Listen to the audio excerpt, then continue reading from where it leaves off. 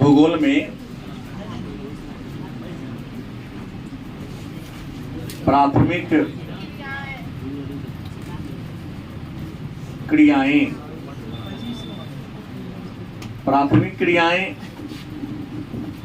मतलब पहली क्रिया, बात समझिए।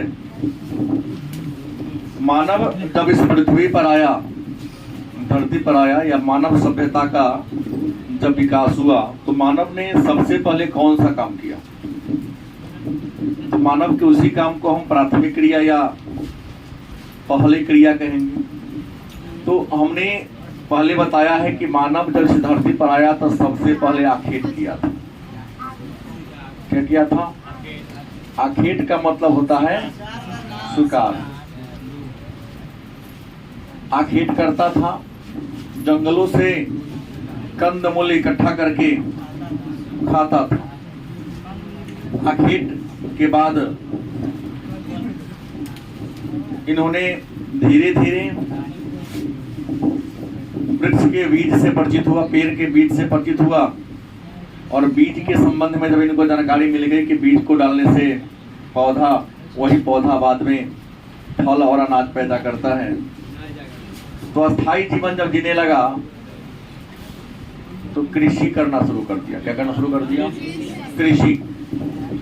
तो प्राथमिक क्रिया मतलब मानव ने अपने जीवन यापन के लिए जो काम सबसे शुरू में किया होगा, या प्रारंभ में जो सबसे पहले काम किया, उसी काम को हम प्राथमिक क्रिया कहते हैं। लेकिन प्राथमिक क्रिया को पढ़ने से पहले मेरे मन में एक प्रश्न आएगा, हमें पढ़ना होगा मानव क्रिया। क्या होगा? मानव क्रिया क्या है, या मानव क्रिया से आप क्या समझते हैं? तो मानव अपने जीविकोपार्जन के लिए, अपने जीवन यापन के लिए जो भी काम करता है अपने सामर्थ्य के अनुसार, एक मनुष्य अपने सामर्थ्य के अनुसार जो भी वर्क करता है, जो भी काम करता है, मानव के द्वारा किए गए उस कार्य को हम मानव क्रिया के नाम से जानते हैं। जैसे मानव क्रिया में शिकार भी हो जाएगा, पशुपालन भी हो जाएगा, कृषि भी हो जाएगा, व्यापार भी हो जाएगा, सरकारी या प्राइवेट नौकरी भी हो जाएगा। गलत से? तो मानव, हाँ आखिर में शिकार पहले बोल दिया, मानव अपने जीवन यापन के लिए, हम हो या आप हो या संसार के कोई भी प्राणी हो, अपने जीवन यापन के लिए, जीविकोपार्जन के लिए, अपने शारीरिक और मानसिक विकास नहीं, योग्यता के आधार पर, कुछ लोग शरीर से काम करते हैं, कुछ लोग दिमाग से काम करते हैं, तो अपने शारीरिक और मानसिक दक्षता और क्षमता के आधार पर जो काम करता है, तो काम तो किया मानव। तो मानव के द्वारा किए गए कार्य को हम मानव क्रिया के नाम से जानते हैं। मानव क्रिया जो भी हो, दो ही प्रकार, दो वर्ग में विद्वानों ने बांटा है। पहला आर्थिक क्रिया, दूसरा गैर आर्थिक क्रिया। मानव क्रिया का मतलब जान गए, मानव अपने जीविकोपार्जन के लिए जो भी काम करता है, जो भी क्रिया करता है, मानव के उस क्रिया को हम नहीं, मानव के द्वारा किए गए कार्य को हम मानव क्रिया कहते हैं। गलत है? सही। और इंसान वही काम करता है जैसे उसकी सामर्थ्य और दक्षता होती है। गलत कि सही? कि जो मानव क्रिया है, मानव क्रिया के दो वर्ग हैं, एक आर्थिक क्रिया, दूसरा गैर आर्थिक क्रिया। अब प्रश्न है, तो आर्थिक क्रिया क्या है? तो आर्थिक क्रिया उस कार्य को कहते हैं जिस काम के बदले में करने से आपको धन की प्राप्ति होती है। जिस कार्य को करने से आपको धन की प्राप्ति हो, आय की प्राप्ति हो, उस क्रिया को हम, और जिस कार्य को करने से धन की प्राप्ति न हो, आय की प्राप्ति न हो, उस काम को हम गैर आर्थिक क्रिया कहते हैं। जैसे उदाहरण लिया जाए, आर्थिक क्रिया में शिक्षक के द्वारा बच्चों को पढ़ाना, नर्स के द्वारा मरीज की सेवा करना, डॉक्टर के द्वारा मरीज का उपचार करना नहीं, क्योंकि वह काम करता है, इसके बदले क्या लेता है? पैसा लेता है। तो क्या कहलाया? आर्थिक क्रिया। लेकिन कुछ ऐसे कार्य हैं जो काम तो होता है लेकिन धन की प्राप्ति। जैसे आपकी मम्मी आप सबको खाना पीना पका के खिलाती है, आप पैसा देते हैं? नहीं, तो वो गैर आर्थिक क्रिया हो गया। बचपन में खूब सेवा की होगी मम्मी ने आप लोगों का, आप कुछ पैसा दिए, वही कोई नर्स आके सेवा करती तो पैसा लेती। तो जिस काम के बदले में आपको धन की प्राप्ति हो, पैसा की प्राप्ति हो, आर्थिक क्रिया, और जिसके बदले में धन की प्राप्ति, उसे क्या कहेंगे? तो आर्थिक और गैर आर्थिक क्रियाओं को संयुक्त रूप से हम गलत की सही। ये जो मानव क्रिया है, अभी तक आप लोगों ने 3 भागों में पढ़ा है, प्राथमिक क्रिया, द्वितीय क्रिया, तृतीय क्रिया, चतुर्थ क्रिया।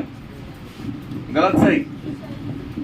तो मानव जो क्रिया है, विद्वानों ने इस मानव क्रिया को 4 भागों में बांटा है। कितने भागों में? मानव क्रिया के कितने वर्ग हैं? तो मानव क्रिया के आर्थिक क्रिया के 4 वर्ग हैं। पहला है प्राथमिक क्रिया। क्या है? जो टॉपिक का हेड नहीं है, प्राथमिक क्रिया। दूसरा कौन है? द्वितीयक क्रिया। तीसरा कौन है? तृतीयक क्रिया। चौथा क्या है? चतुर्थक। देखिए, सब अलग अलग टॉपिक आपकी किताब में है, जान लीजिएगा। ये अलग टॉपिक है जो मैं हेडिंग दिया, ये अलग टॉपिक है, ये दोनों एक ही टॉपिक है। बात समझ गए? तो प्रश्न है प्राथमिक क्रिया क्या है? परिभाषा ले लीजिए। तो मानव प्रकृति से जिस वस्तु को जिस रूप में स्वीकार करता है, प्रकृति में जो सामान उसको वैसे यूज कर लेता है, कोई रंग रूप आकार प्रकार नहीं बदलता, उस क्रिया को हम क्या कहेंगे? प्रकृति से जो वस्तु हमको जैसे मिलता है, कोई उसमें छेड़छाड़ बदलाव, सीधे उसका भी यूज कर लेते हैं। जंगल से फल लाए तोड़ा के खा लिए, गन्ना लाए सीधे खा लिए, मूली लाए सीधे खा लिए। अब मूली का अचार बनाए तो रंग बदल गया ना। गलत सही? आपने गेहूं लाया सीधे खा लिया, गेहूं को आटा बना दिया, रोटी में बदल गया रंग ना। कोई रंग रूप नहीं बदला। प्रकृति से जो सामान मिला उसको हूबहू सीधा अपने जरूरत को पूरा करने के लिए यूज कर लिया। तो मानव की इस क्रिया को क्या कहेंगे? दूसरा कौन है? द्वितीय क्रिया। इसको गौण क्रिया भी कहेंगे। इंसान को प्रकृति ने जो वस्तु दिया, प्रकृति से जो वस्तु हम प्राप्त करते हैं, उसके रंग रूप आकार प्रकार को क्या करते हैं? बदल देते हैं। और रंग रूप आकार प्रकार को बदल कर तब उसका हम क्या करते हैं? यूज करते हैं। जैसे जंगल से हमें क्या मिला? लकड़ी मिला है। लकड़ी को हमने तख्ता चिरवा दिया, उससे हमने पलंग, कुर्सी, टेबल, डेस्क, बेंच सब बना दिए। उपयोगिता भी बढ़ी, और उपयोगिता बढ़ेगी तो क्या बढ़ेगी? कीमत बढ़ेगा। उपयोगिता बढ़ेगी तो क्या बढ़ेगा? कीमत बढ़ेगा। तो प्रकृति से जो वस्तु जैसे मिला उसी रूप में यूज कर लिए तो, उसके रंग रूप आकार प्रकार को बदल दिए तो। तृतीयक मतलब द्वितीय क्रिया को प्राथमिक क्रिया से जोड़ने के लिए, और प्राथमिक क्रिया को क्या होगा? जैसे खेत में जो सामान पैदा हुआ, कपास, क्या, जूट, गन्ना, गलत सही, उसको पहुंचा दिया उद्योगपति के पास। उद्योगपति ने कपास का सूती कपड़ा बना दिया, है? बनाया कि नहीं बनाया? गन्ना का चीनी चाहे गुड़ बना दिया, उसको उपभोक्ता तक पहुंचा दिया। मतलब खेत के सामान को बाजार तक, और बाजार के सामान को, कारखाना के सामान को किसान तक, आम जनता तक पहुंचाने वाला जो क्रियाकलाप है, मतलब बिचौलिया वाला जो काम होता है, क्या थी? जो ब्रोकरिंग वाला काम होता है उसे क्या कहेंगे हम? तृतीय क्रिया के नाम से। चतुर्थ क्रिया की बात करते हैं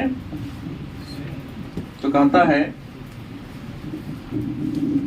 कि सभी प्रकार के उच्च सेवाधि का संबंध मस्तिष्क से है। वो आपको बॉडी लेके आपके पास काम करने नहीं जाएगा, घर ही बैठ के आपका दिमाग सबके काम को सही कर देगा, नहीं कर देता है। जो भी सॉफ्टवेयर का काम हो रहा है, नहीं हो रहा है, एकदम हो रहा है। तो ऐसी क्रिया को क्या कहते हैं? चतुर्थ क्रिया के नाम से। मतलब मस्तिष्क, दिमाग से जो आप काम कर ले रहे हैं तो उसको क्या कहेंगे हम? चतुर्थ क्रिया के नाम से जानते हैं। तीनों के बारे में आज के क्लास में चर्चा नहीं होगी, बस क्रिया का वर्गीकरण हमने बताया। अब जानना है प्राथमिक क्रिया। तो मानव ने अपने जीविकोपार्जन के लिए प्रारंभ में जो काम किया या प्रकृति से जो सामान प्राप्त किया उसका सीधा यूज कर लिया। जैसे प्रकृति से क्या मिला? कंदमूल, गलत कि सही? सीधे उसको खा लिया। प्रकृति से क्या मिला? जानवर, सीधे जानवर को मार के क्या कर गया? खा गया। गलत कि सही? तो प्रकृति से जो मिला उसको हूबहू उसी रूप में क्या कर लिया? यूज कर लिया। घर बनाना है, जंगल से बांस काट के लाए, कोई रंग रूप नहीं बदला, छिल छाल दिया, दिख रहा है ना, बांस है तो है, और उसी का घर बना दिया, घास ऊपर कर ताकि धूप और वर्षा से बचाव हो सके। नहीं, जो ईंट वाला घर बनाते हैं वो तो प्रकृति से लिया हुआ है। तो मिट्टी का रंग बदल दिया, साइज बदल दिया। अरे ईंट क्या हो गया? मिट्टी का ईंट बनता है, उसके रंग रूप आकार प्रकार क्या कर दिया? चेंज कर दिया ना। तो बदलने वाली क्रिया दूसरी क्रिया होगी ना। बाकी सीधी मिट्टी ला भीत वाला घर बना दो, प्राथमिक हो जाएगा? नहीं हो गया, पहले यही होता था। अब प्रश्न है कि पहले के मानव क्या करते थे? कंदमूल खाते थे और शिकार करते थे। क्या करते थे? और शिकार करने के बाद जब कला का विकास हुआ था, कृषि करना शुरू कर दिया। क्या करना शुरू कर दिया? खेती बाड़ी करना शुरू कर दिया। तो मन में होगा कि वर्तमान में भी ऐसे कुछ लोग हैं जो अपने जीवन यापन के लिए खेती बाड़ी नहीं करता, शिकार ही करता है। तो संसार के आज भी कुछ ऐसे क्षेत्र हैं जहां के लोग खेती बाड़ी नहीं करता है और अपने जीवन यापन के लिए पूर्णतः शिकार पर निर्भर रहते हैं। निम्न अक्षांश में, निम्न व उच्च अक्षांश के निवासी। निम्न अक्षांश मतलब हो गया भूमध्य रेखा के इर्द गिर्द। निम्न अक्षांश मतलब भूमध्य रेखा के इर्द गिर्द, जहां इतनी गर्मी होती है इंसान को रहना संभव नहीं है। और भूमध्य रेखा पर प्रतिदिन 2 बजे से 4 बजे घनघोर बारिश होती है। भूमध्य रेखा के इर्द गिर्द प्रतिदिन 2 बजे से लेकर 4 बजे तक क्या होती है? होना ही है, फिक्स है, बारिश होना है तो होना है डेली, क्योंकि बाष्पीकरण वहां ज्यादा होगा। बाष्पीकरण होगा तो सारा पानी भाप बन के ऊपर जाएगा तो पुनः वर्षा के बुद में गिरेगा। तो जहाँ प्रतिदिन बारिश होगी वहां अनाज का पैदावार होगा नहीं, हमेशा कहते पानी जमा रहेगा। तो हम लोग क्या करता है? पानी ज्यादा तो मछली होगा पानी में, पेड़ पर कंदमूल होगा, ये लोग मछली को मार के, जानवर को मार के खाता है। और उच्च अक्षांश मतलब 60 डिग्री से ऊपर, जहाँ इतनी ठंडी पड़ती है कि पौधा नहीं उग पाता है। टुंड्रा प्रदेश की बात करते हैं तो वहां एक जनजाति रहती है, कौन? एस्किमो जनजाति। एस्किमो एक जनजाति है जो बर्फीली इलाका में रहता है, बर्फी के घर बनाता है, और बर्फ के घर को इग्लू कहते हैं। क्या कहते हैं? बर्फ में शील और बालरस जैसे मछलियां मिलती है, उसी मछली को मारता है, खाता है। अब कहेंगे कि बर्फ के घर में रहता ठंडी नहीं लगती है, लेकिन बर्फ के घर बनाने में ठंडी नहीं लगती। और लगे भी तो अपने आप को एडजस्ट कर लिया हो। ठंडी बॉडी को नाक कान आके लगे हमेशा खुलते रहा है नहीं। तो आज भी कुछ है, शिकार करते हैं, खाते हैं, वस्तुओं को इकट्ठा करते हैं। और कुछ ऐसे हैं, कृषि की बात करें, पशुचारण करते हैं। पशु माने पशु को चराते हैं और अपना जीवन यापन करते हैं। पशुचारण का मतलब क्या होता है? पशु को पालना, नहीं चराना। लेकिन चराने के लिए पालना पड़ेगा। पशु को पालना और पशु को चराना क्या कहलाता है? पशुचारण। और पशुचारण दो प्रकार के, पशुचारण के कितने प्रकार हैं? दो प्रकार के पशुचारण होते हैं। या पशुपालन, पहला चलवासी पशुपालन। क्या होता है? चलवासी पशुपालन। और दूसरा व्यापारिक।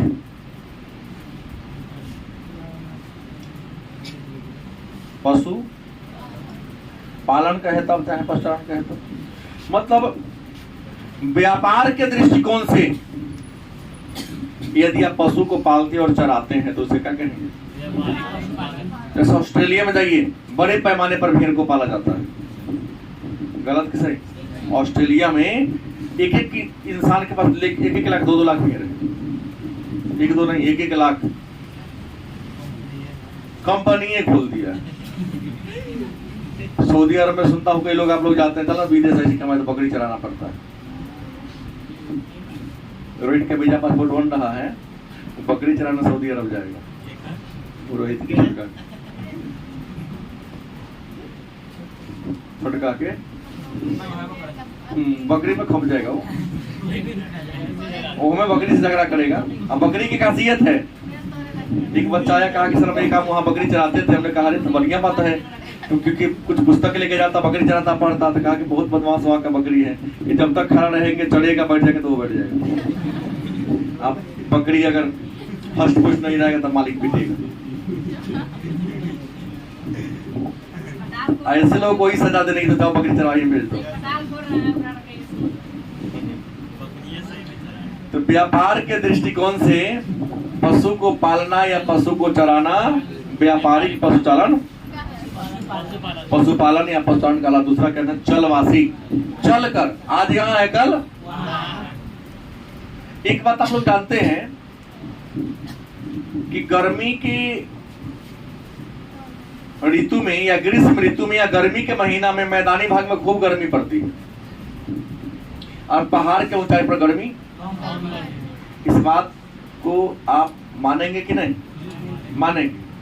गर्मी के मौसम में, गर्मी के दिनों में पहाड़ के ऊंचाई पर गर्मी कम रहती है और मैदानी भाग में। गलत कि सही? इस तो यहाँ जो पशु चराने वाले लोग हैं, और दूसरी बात गर्मी के कारण मैदानी भाग का घास जल जाता है वर्षा न होने के कारण।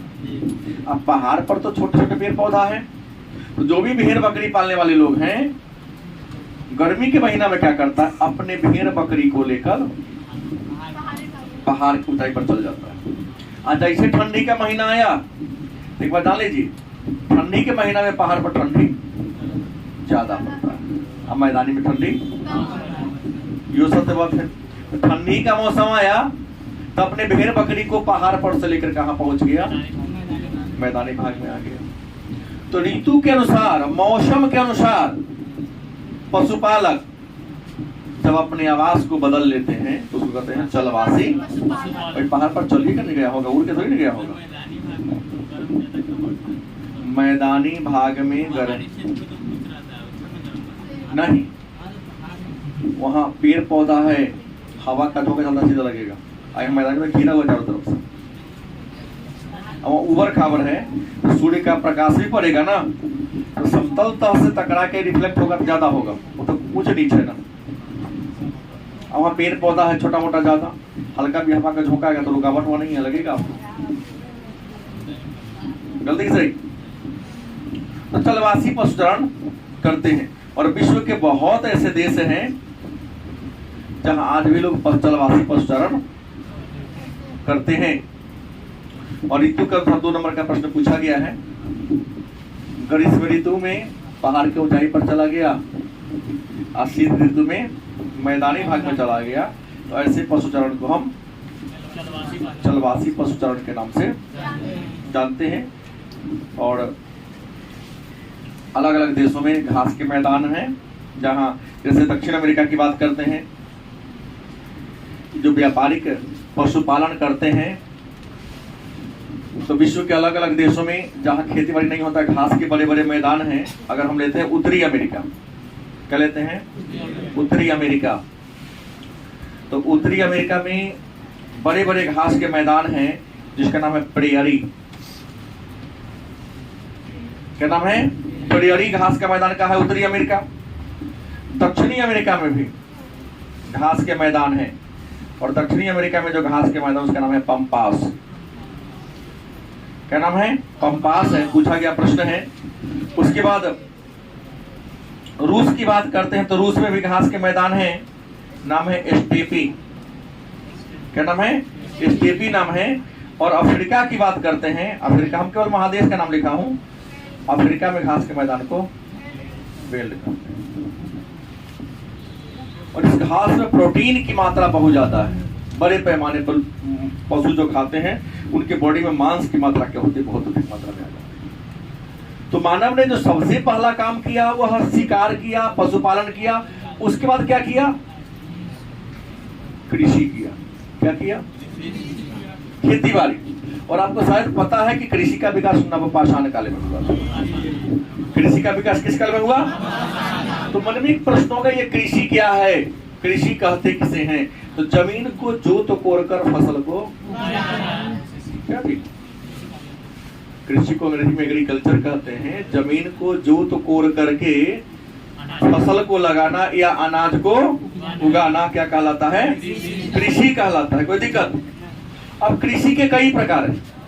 कृषि के प्रकार की बात करते हैं तो पहला जो कृषि उसका नाम है निर्वाह कृषि। निर्वाह, मन में होगा ये निर्वाह कृषि क्या है? निर्वाह कृषि कहते किसे हैं? तो वह कृषि जिसमें किसान अनाज उतना ही उगाता है जितना कि खा सके, बाजार में बेचने के लिए नहीं। अपने जीवन यापन के लिए ही, अपने भोजन तक ही उतना ही अनाज उगाता है, धान चाहे गेहूं, जितना कि कर सके वो, बाजार में बेचने के लिए नहीं। तब कोई खेती करता है तो उसको क्या कहते हैं? निर्वाह कृषि या जीवन निर्वाह कृषि कहते हैं। और ये जीवन निर्वाह कृषि के दो प्रकार हैं। कितने प्रकार हैं? एक है आदिकालीन, आदिकालीन जीवन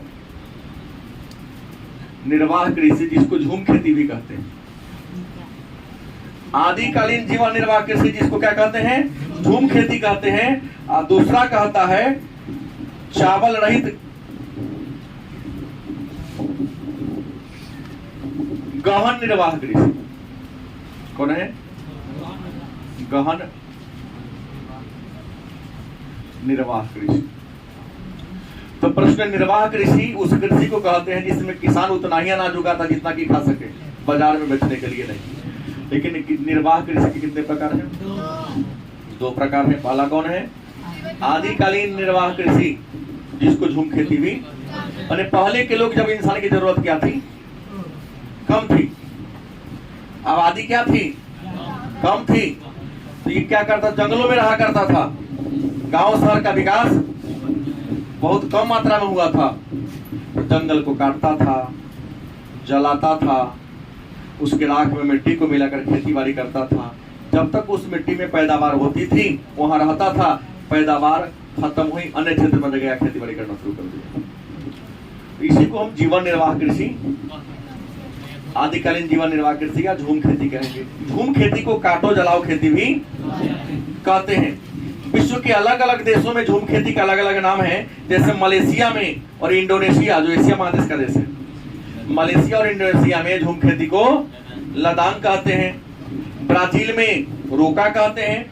वेनेजुएला में कोनुको कहते हैं। कांगो में मोसले कहते हैं, हमासोले। वियतनाम में रे कहते हैं। श्रीलंका में चिन्ना। और भारत के ही मध्य भाग में कुमारी, देपा, वेवार। माने अलग अलग देशों में झूम खेती का अलग अलग नाम है। केवल भारत में झूम खेती को 5-6 को नाम से जानता है। कहीं कुमारी कहता है, कहीं दीपा कहता है, कहीं व्यवहार कहता है। काटो जलाओ तो है ही, स्थानांतरित तो है। अब सवाल है तो गहन निर्वाह कृषि क्या है? तो जब आबादी बढ़ गया, अब पेड़ के काट के जला के माटी मिला के खेती करेंगे तो काम चलने वाला नहीं है। गलत से आबादी बढ़ गई तो खेती बाड़ी का टेक्नोलॉजी आपको क्या करना पड़ेगा, बदलना पड़ेगा। नहीं बदलेंगे तो सबको भरपेट भोजन। आबादी बढ़ गई, जनसंख्या बढ़ गई, लोगों की जरूरत क्या हो गई, बढ़ गई। तो निर्वाह कृषि में खेती बाड़ी करने का तरीका भी लोगों ने क्या कर दिया, और लकड़ी वाला हल की जगह लोहा वाला हलाने लगा ना, कटही की जगह लोहिया, लोहा का जो हल होगा उसे लोहिया, क्या जी देखिए आप लोग, अब तो ट्रैक्टर आ गया है, लेकिन पहले लोहा वाला हल हुआ करता था, लकड़ी वाला भी हल हुआ, थोड़ा सा फाल लगा दिया करता था। जो भी हो, अब गहन निर्वाह कृषि दो प्रकार का हो गया। गहन निर्वाह कृषि के कितने प्रकार, दो प्रकार, एक चावल रहित, एक कौन है, एक चावल प्रधान। चावल गहन निर्वाह कृषि के कितने प्रकार हैं, दो प्रकार हैं, एक कौन है, चावल रहित, एक चावल प्रधान। अब कहेंगे चावल रहित और चावल प्रधान में अंतर क्या भाई, तो चावल रहित मतलब चावल की खेती करेगा, धान की खेती करेगा, लेकिन धान के साथ अनाज को भी क्या करेगा, चावल की खेती करेगा, लेकिन चावल के साथ साथ गेहूं की भी, मक्का की भी, ज्वार की भी, बाजरा की भी खेती करेगा, तो उसे कहेंगे चावल रहित। और चावल प्रधान कृषि जहाँ केवल चावल होगा, जैसे नहीं धान होता नहीं, ऐसा ही तो कहावत है, वो कहानी, चलिए कहानी, हाँ ओकरे पंडित जी रहा होगा जब शुरू के खा लिया। हमने कहा तो चावल रहित पे चावल की खेती होगी, लेकिन चावल के साथ साथ ज्वार, बाजरा, मक्का, गेहूं सब होगा। और चावल प्रधान में केवल और केवल चावल की खेती होगी। जैसे अपने बिहार में लोग चावल के एक उगाता है, असम में जाओ, पश्चिम बंगाल में जाओ, तमिलनाडु में जाओ, जहाँ साल भर चावल की खेती होती है। चावल का सबसे बड़ा उत्पादक है, लेकिन वहाँ अमन और बोरो माने गर्मी के महीना में भी चावल होता है, वर्षा के ऋतु में भी होता है, और ठंडी के महीना में होता है। सालों भर वहां चावल की खेती होती है। बात समझ गए, जो चावल प्रधान खेती के नाम से जानते हैं। और हर साल एक प्रश्न आता है कि चावल कैसा फसल है, रोपण फसल है या कैसा है। हर साल एक नंबर का प्रश्न आता है, तो लोग कहते हैं चावल तो रोपाई है। गलत, चावल जो है गहन निर्वाह कृषि का उदाहरण। निर्वाह कृषि या गहन निर्वाह कृषि, इसलिए मैं यहाँ लाया हूँ। कृषि का जो दूसरा प्रकार है, दूसरा जो प्रकार है उसका नाम है रोपण फसल, रोपण कृषि। क्या नाम है, रोपण कृषि। मन में होगा ये रोपण कृषि क्या है, तो रोपण कृषि उस कृषि को कहते हैं, इसको वैज्ञानिक कृषि भी कहेंगे, जहां पौधशाला में पहले पेड़ पौधा को तैयार करते हैं और एक निश्चित वैज्ञानिक पद्धति से बड़े बड़े खेत के आकार बना देते हैं, उसी में पेड़ पौधा को क्या करते हैं, लगाते हैं। जाने दो। रोपण कृषि, कृषि की वैसी पद्धति है जिसमें पेड़ पौधा को बाग बगीचा के रूप में बड़े बड़े फार्म हाउस में क्या करते हैं, लगा देते हैं। जैसे लीची, आम, अमरूद, कटहर, बरहर। धान नहीं लेना उसमें, नर्सरी में मतलब पौधशाला में पहले क्या बनता है, पौधा, पौधा का साइज जब बड़ा हो गया, नहीं वहां से उखाड़ के लाया।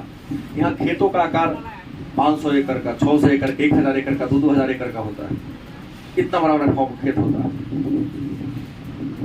असम में जाओ ना, देखो चाय की बागान है, एक उनको चाय का बागान 100 बीघा में फैला हुआ है। गलत सही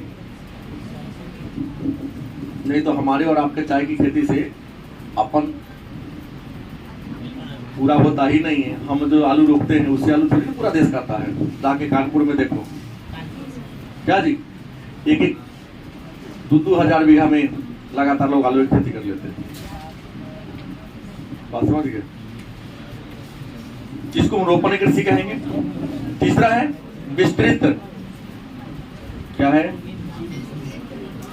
विस्तृत अनाज कृषि। विस्तृत अनाज कृषि क्या है, तो संसार के कुछ ऐसे क्षेत्र हैं जहां यंत्र की सहायता से बड़े पैमाने पर अनाज उगाते हैं। जैसे जाके देखो ना, कभी यूट्यूब पर देखना, कि धान रोपने के लिए, धान काटने के लिए भी इतना चौड़ा चौड़ा मशीन का मुंह बना दिया है, लगता है कि 10 कट्ठा का चौड़ाई अकेले भी काट लेता है, एक ही राउंड में काट लेता है। वहां तो मवेशी को भी पालता है, तो मवेशी को चारा खिलाने के लिए, मवेशी का दूध निकालने के लिए मशीन का यूज करता है। तो पूर्णतः जब मशीन की सहायता से ही अनाज को उगाया जाए, मशीन की सहायता से बीज को बोआ जाए, सिंचाई के जाने सब कुछ का मशीन हो, इंसान कुछ नहीं, इंसान मशीन को केवल कमांड दे नहीं, तो ऐसे कृषि को हम क्या कहेंगे? विस्तृत अनाज कृषि कहेंगे। इसमें खेत का आकार बहुत बड़ा होता है। नहीं, हम बोले सबसे छोटा होगा वो 50 बीघा का होगा, प्लॉट जो सबसे छोटा होगा वो भी 50 एकड़ का होगा, तब तो मशीन फिट होगा। और अपने यहाँ तो 2 कट्ठा ही है, 1 कट्ठा हुआ, 1 कट्ठा हुआ, क्या जी यहाँ वो चलेगा नहीं है? वो तो मशीनें तो खेत में खड़ा ना होगा तो मशीन का यूज करेगा कैसे? क्या पाँव जो काटने वाला सक्सेस होगा? नहीं होगा। हाय एक कट्ठा कोला में सर जाए नहीं है सक्सेस। छोटका खेत को बर्बाद करेगा। देखा हूं मैं उसको, छोटका खेत आप जल्दी नहीं करता है। बड़ा खेत है, कम से कम 10 कट्ठा 12 कट्ठा कोला हो तो चलेगा। चौथा है मिश्रित कृषि। क्या है? मतलब मिश्रित कृषि क्या है? तो वैसी कृषि जिसमें किसान कृषि के साथ साथ पशु को भी पाले। मिश्रित कृषि क्या है? तो जब किसान खेती बाड़ी के साथ साथ क्या करे? पशु का भी पालन करे। तो कृषि के साथ पशु को पालना क्या कहलाता है? मिश्रित कृषि कहलाता है। 5वां है डेयरी कृषि। क्या है? डेयरी कृषि। मन में होगा ये डेयरी कृषि क्या है? तो दूध के उत्पादन का नहीं, दूध, दही, मक्खन, घी, इन सबके पैदावार के लिए जो खेती हम करते हैं उसको हम डेयरी कृषि क्या कहते हैं? डेयरी कृषि के नाम से जानते हैं। और डेयरी कृषि कनाडा, न्यूजीलैंड, ऑस्ट्रेलिया, तस्मानिया बड़े पैमाने पर होता है। आबादी कम है, पशु को पालने और चलाने के लिए उसको लंबा जगह चाहिए। 6ठा है भूमध्य सागरीय कृषि।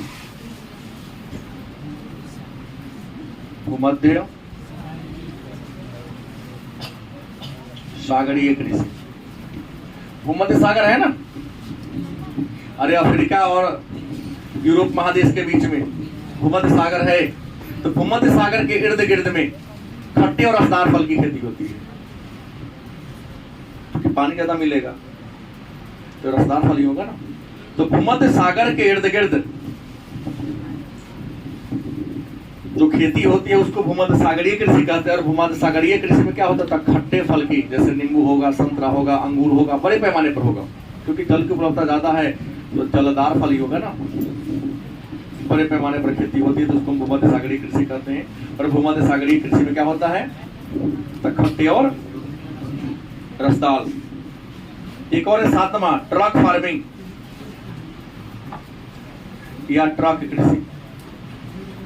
तो फल फूल की खेती को, और ट्रक फार्मिंग की एक और नाम है कारखाना कृषि।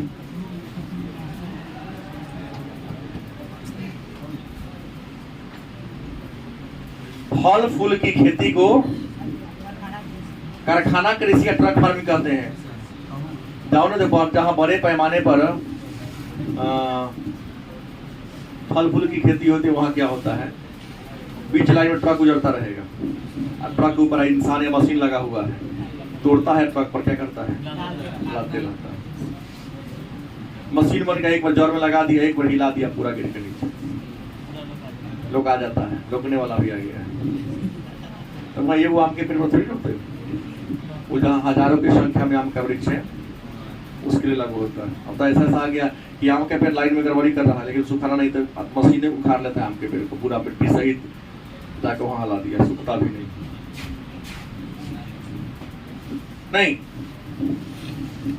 Truck farming. 8वां नंबर जो कृषि का प्रकार है आप पढ़े होंगे, सहकारी कृषि। कौन है? सहकारी कृषि। अब कहेंगे ये सहकारी कृषि क्या है? जब खेती किसान सामूहिक रूप से मिलजुल के खेती करे अधिक लाभ कमाने के लिए। ये गांव है, गांव में 100 किसान है, 100 किसान आपस में क्या हो गया, अब पूरा अपना खेत गाड़ी क्या कर दिया, तोड़ दिया। अब मिला जुला के सब जोड़े खेती बाड़ी किया। और जब उत्पादन होगा तो अपना खेत के रकबा के हिसाब से अनाज का क्या कर लिया, वर्गीकरण कर लिया। तो उसे क्या कहेंगे हम? सहकारी। मतलब साथ मिलजुल कर क्या करना, साथ मिलजुल कर, लेकिन यहाँ स्वेच्छा से। अभी भी कुछ देश में, बिहार में ना, यहाँ सब माने कहेगा 2 साल मन खराब ना।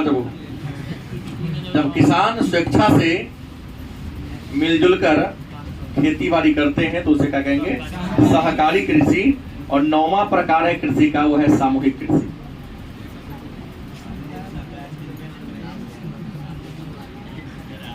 सहकारी मतलब साथ मिलजुल करके, सहकारी मतलब, और आपको बता दें नीदरलैंड, बेल्जियम, स्विट्जरलैंड, इटली, पलक सुनो, नीदरलैंड, बेल्जियम, उसके बाद इटली, स्वीडन, इन देशों में सहकारी कृषि खूब चल रहा है, अभी भी चल रहा है।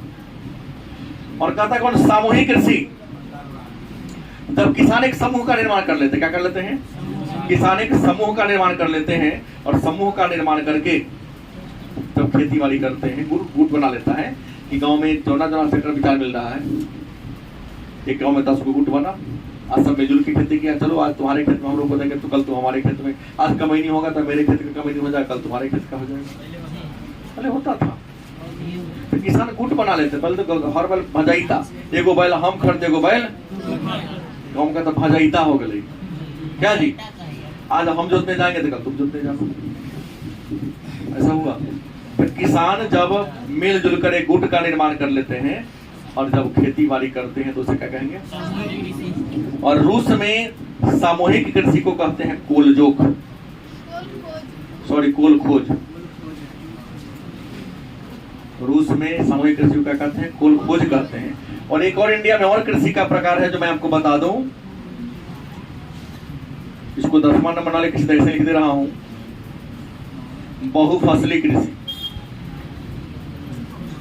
बहुफसली मतलब एक ही कृषि ऋतु में, एक ही कृषि, एक ही खेत में एक से अधिक फसल को लगाना या उगाना। नहीं, आलू रोप दिए, डंडे में मकइयो मुरैयो छीट दिए, नहीं लहसुन नहीं चलता, ये नहीं मानूंगा। धनिया भी भाव कर देता है किनारे किनारे, जैसे गेहूं में सरसों राई भाव कर दिया, ये चलेगा, चलेगा करता है। तो एक ही खेत है, एक ही मौसम है, और एक से ज्यादा आपने क्या उगा लिया, उसे क्या कहेंगे? और प्राथमिक क्रिया में एक और काम आता है, खनन। क्या आता है? तो भूमि को खन कर, क्या करके? भूमि को खन कर या कोर कर खनिज को क्या करना? निकालना।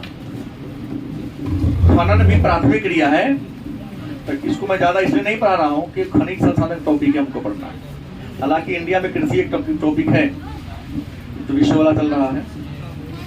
तो भूमि को जोत खन करके वहां से खनिज और विभिन्न प्रकार के अयस्कों को क्या करना? प्राप्त करना क्या कहलाता है? खनन कहलाता है। तो ये प्राथमिक क्रिया आपका क्या होता है? इनका होता है। इसको लिखने के बाद हम लोग द्वितीय क्रियाकलाप में आएंगे बाद में।